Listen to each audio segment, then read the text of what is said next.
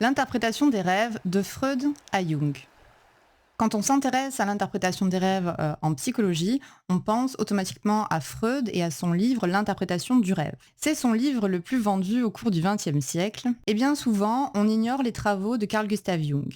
Dans cette vidéo, nous allons évoquer les deux conceptions du travail du rêve, de ces deux personnages emblématiques de la psychologie que le rêve a rapprochés, qui furent amis grâce à leur intérêt pour le rêve, et dont l'amitié faite d'admiration sincère et jalonnée de désaccords théoriques fondamentaux aboutit à un conflit idéologique qui perdure encore aujourd'hui dans les guerres de chapelle des différentes écoles de psychologie. Donc la première fois que j'ai entendu parler du travail du rêve, c'était en philo. J'avais un prof de philosophie absolument génial. Je me souviens très très bien de ses cours et d'ailleurs je les ai gardés. À l'époque, le programme de philo en classe de terminale commençait par une réflexion sur la conscience. Et donc plusieurs cours étaient consacrés à Freud, à sa conception de l'inconscient, de l'appareil psychique et du rêve. D'ailleurs, aujourd'hui, ça me questionne. Je me demande si Freud avait sa place en cours de philo. Est-ce qu'on peut considérer son travail comme un travail philosophique? Je ne sais pas. Mais je me souviens qu'en conclusion de ce cours, le prof avait fait une rapide allusion à l'inconscient collectif de Jung. C'était en guise d'ouverture et c'était pas dans le programme. Moi, ça m'avait intrigué, j'avais demandé ce qu'il en pensait et il m'avait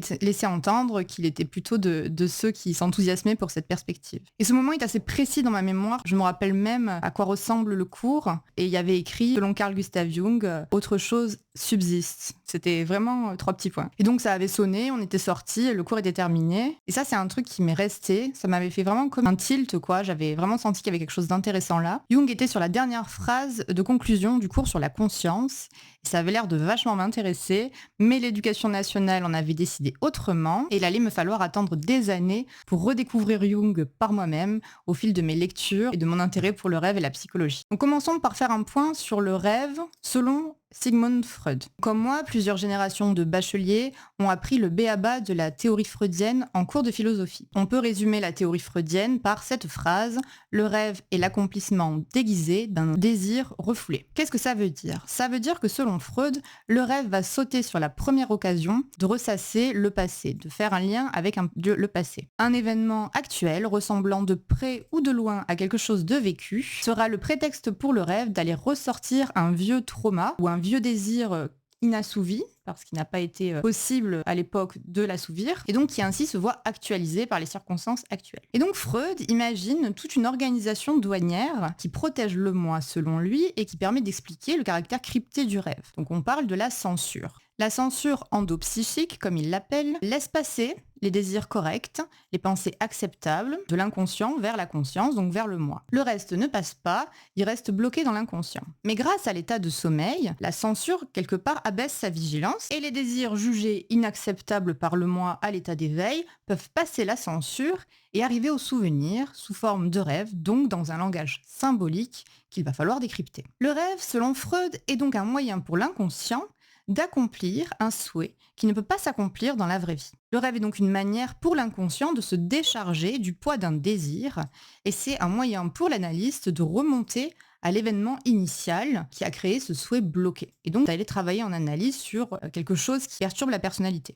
Alors qu'est-ce qu'on doit à Freud? Freud a sorti le rêve des griffes du matérialisme qui réduisait le rêve à un processus de bug du cerveau, un délire hallucinatoire. Freud il a affirmé et donc réaffirmé non, le rêve ne sert pas à rien, sinon on ne rêverait pas. Et il a rendu au rêveur le droit de comprendre ses rêves. Il a replacé le rêveur au centre du travail d'interprétation. Il a tout bonnement réaffirmé que oui, l'interprétation des rêves avait un sens. Freud a été un fin observateur des mécanismes de production du rêve en tant que discours, de même qu'il a été un fin observateur des subtilités du langage et des interactions en analyse. On doit à Freud la phrase « Le rêve est la voie royale vers l'inconscient » et on valide à 100%. Ce qu'on peut reprocher à Freud. Freud a utilisé le rêve pour entériner sa théorie des névroses. Le trouble, selon lui, ayant une étiologie à rechercher dans la petite enfance, avec une problématique d'ordre sexuel, réel ou fantasmé, d'après Freud. Et donc, il a fait du rêve un petit farceur qui procède par camouflage, un peu comme un bouffon du roi, qui se permettra de critiquer le souverain à condition de se faire passer pour fou. Je ne suis pas d'accord avec cette idée que le rêve cherche à quelque part à gruger, à se déguiser, à se travestir. On va y revenir dans la suite de cette vidéo. Mais pour moi, le rêve, c'est vraiment un message à l'état brut, un message qui ne cherche pas à se déguiser, et c'est son langage symbolique, c'est son apparence qui le rend bizarre. Freud, qui était donc focalisé sur ce rêve permettant de faire un pont avec le passé, n'a pas tenu compte de la dimension prospective du rêve, c'est-à-dire le fait que le rêve soit tendu vers l'avenir. Et donc il a éludé le phénomène du rêve prémonitoire et la partie anticipation du rêve, hein. Le rêve étant bel et bien, on le sait aujourd'hui, un terrain d'entraînement pour se préparer au lendemain, et donc il anticipe la suite. Ça, Freud n'en parle pas. Et puis il a consacré une grande partie de son livre, vers le milieu de son livre,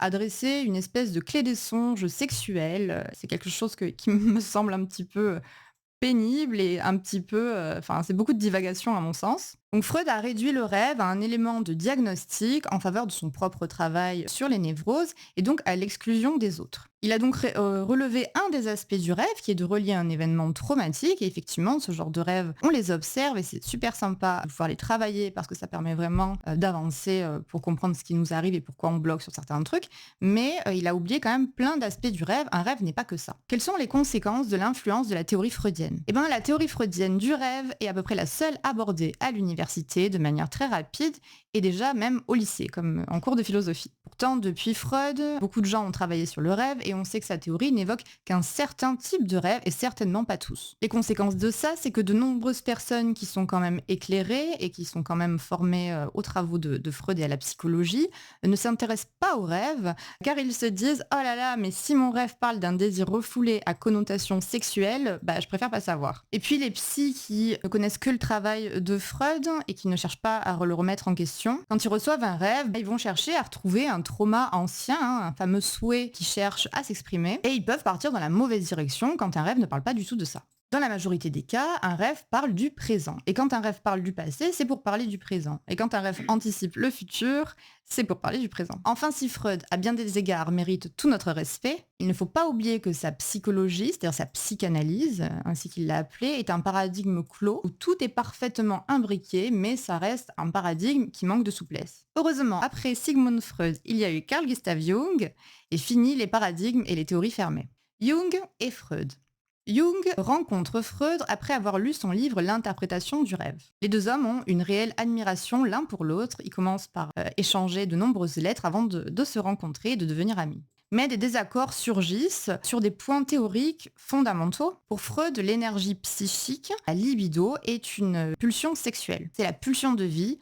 La libido, la pulsion sexuelle. Sa nature, elle est sexuelle. Jung n'est pas d'accord avec ça. Pour lui, la libido, il conserve le terme, est une pulsion de vie. Mais elle n'est pas sexuelle. Elle est créativité, elle est inventivité, elle est santé, mouvement, et elle est autant psychique que physique. Donc elle peut être sexuelle, mais la sexualité n'est qu'un de ses aspects, et certainement pas la nature même de la libido. Deuxième chose, c'est que Jung se rend compte en travaillant sur le rêve avec ses patients qu'il y a énormément de types de rêves, énormément de fonctions au rêve, et que la méthode d'interprétation des rêves mise au point par Freud ne marche pas souvent. Ainsi, le dialogue est compromis et il se fâche. Voyons maintenant le rêve selon Jung. Carl Gustav Jung va aborder l'interprétation des rêves non pas comme une science, ainsi que l'entendait Freud, mais comme un art, renouant ainsi avec la mentalité des interprètes de l'Antiquité. Pour Jung, l'étude du rêve, c'est une certaine manière d'aller se mettre à l'écoute de l'âme. Donc c'est quelque chose qui concerne l'âme, et donc pour lui ce n'est pas une science. On ne peut pas parler de science d'interprétation des rêves puisqu'on touche à des phénomènes qui concernent l'âme et la manière de s'exprimer de l'âme. En travaillant sur les rêves, il va continuer une enquête qu'il avait déjà commencé en travaillant avec ses patients en psychiatrie, et notamment sur le délire psychotique, le message du délire psychotique. Et il se demande, et si dans le délire psychotique, comme dans l'univers fantastique des rêves, mais donc également dans les œuvres d'art et dans les symboles religieux ou païens, dans les mythes, les légendes et dans la poésie, est-ce que dans toutes ces formes de discours assez particulières, on n'aurait pas la possibilité de découvrir la manière dont la psyché humaine se structure? Est-ce qu'en étudiant les rêves, on ne va pas aller rencontrer des problématiques existentielles et des manières bien humaines de structurer la pensée, de structurer le discours, les émotions, les sentiments et tout ce qui organise l'âme humaine? Pour ça, Carl Gustav Jung introduit deux concepts fondamentaux en psychologie analytique. Le premier, c'est l'inconscient collectif. Jung va ajouter un niveau supplémentaire d'inconscient à l'inconscient personnel de Freud. Donc l'inconscient personnel, c'est la banque à souvenirs de l'individu, la mémoire de ce qu'il a vécu, dont il se souvient ou dont il se souvient pas d'ailleurs, toutes les choses qu'il a refoulées également. Jung garde cet inconscient personnel, pour lui c'est pertinent, mais pour lui il y a quand même autre chose qui va plus loin derrière, et c'est ce qu'il va appeler l'inconscient collectif. Cet inconscient collectif, c'est comme un réservoir des structures qui vont permettre de fabriquer la pensée humaine. Et dans les rêves, nous allons pouvoir découvrir certes des problématiques qui concernent l'inconscient personnel, donc le vécu, le passé de la personne, mais également l'inconscient collectif, c'est-à-dire des problématiques qui concernent qu'est-ce que c'est être humain, qu'est-ce que c'est être un individu dans un groupe, qu'est-ce que c'est être une personne de notre époque avec l'héritage des siècles passés. Donc l'idée est belle, surtout dans un XXe siècle où on a encore des conflits de l'ordre du racisme, les conflits coloniaux, les guerres, où tout le monde n'est pas d'accord pour dire qu'il y a une seule race humaine. L'idée de l'inconscient collectif nous rassemble tous. Pour Jung, les hommes, où qu'ils vivent, dans quelque continent, dans quelque île que ce soit, et à n'importe quelle époque, ont toujours pensé de la même manière et ressenti les mêmes émotions. C'est ce qui fait notre humanité. C'est pourquoi il est donc une seule race, la race humaine. Partout, les hommes ont érigé des religions, des cultes des morts, des médecines, des civilisations, des hiérarchies, des lois, influencées bien sûr par leur milieu et par leur histoire. Mais les sentiments sont partout les mêmes, les problématiques existentielles sont partout les mêmes, ainsi que les peurs, les angoisses et les conflits. Ainsi, l'inconscient collectif est ce qui relie tous les hommes par leur nature humaine, et on peut reconnaître ces structures dans la spontanéité du rêve, dans l'inspiration artistique, dans les représentations picturales, dans les légendes, dans les contes et les mythes du monde entier. Le deuxième concept important, ce sont donc les archétypes. Jung a choisi ce terme archétype pour désigner ces grandes prémices de l'esprit humain. Ce sont comme des grandes lignes directives qui structurent la pensée humaine et qui donc dirigent le monde et dont on peut voir les représentations, l'expression partout dans le monde. Par exemple, l'archétype de l'amour qui est commun à tous les hommes, l'archétype du divin, l'archétype de la guerre, l'archétype de la sagesse, l'archétype de l'âme bien sûr, l'archétype de la maternité, de la liberté, de la virilité, de la nature, etc., etc. Donc en conclusion, pour Jung, le rêve n'est pas un subterfuge de la psyché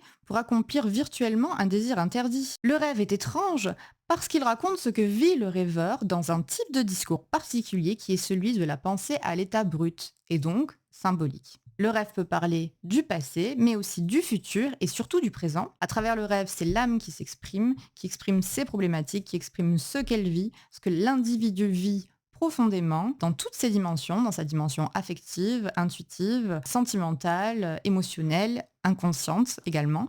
Et donc l'interprétation des rêves va nous permettre de comprendre ce que vit le rêveur, mais en l'ouvrant à différents points de vue, en lui permettant de voir les choses de manière plus globale. Et c'est ce que les cultures antiques d'Europe et d'Afrique du Nord, mais également orientales, asiatiques, animistes et aborigènes, soutiennent depuis la nuit des temps. Merci d'avoir regardé cette vidéo. Si vous aussi vous voulez comprendre vos rêves, je vous propose d'accéder à un cours gratuit en cliquant dans le lien dans la description. Je vous expliquerai comment apprendre à interpréter vos rêves sans dictionnaire des rêves et ainsi à mieux comprendre ce qu'il se passe dans votre psyché. Pensez à vous abonner à la chaîne pour ne rien manquer. À bientôt!